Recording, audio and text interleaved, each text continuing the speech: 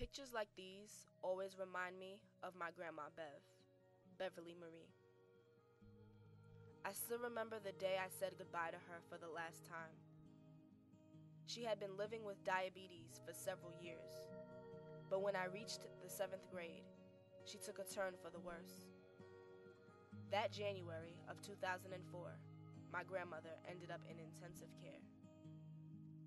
Due to her lack of progress, her children made a collective decision to arrange for the entire family to visit her. We had to go in 2 by 2. So when I arrived, my father took me in. "You don't have to remember her like this," he said. "Choose not to remember her like this," he repeated. I could not decipher his reasons for saying this, but from the look on his face, I knew I was about to find out. We journeyed through the halls, passing room after room.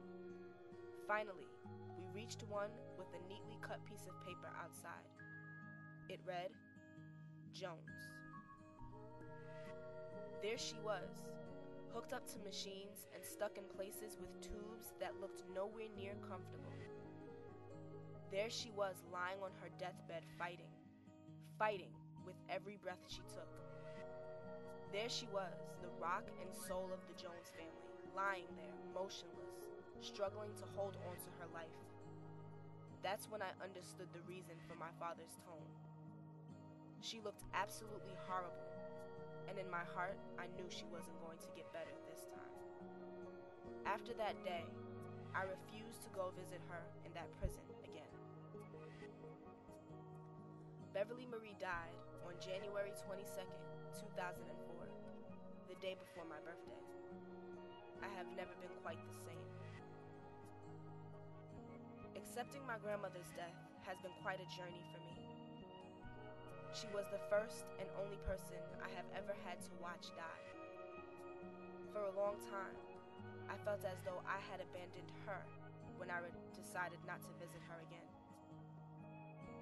It wasn't until my senior retreat in high school, where I took these pictures, that I finally began to forgive myself.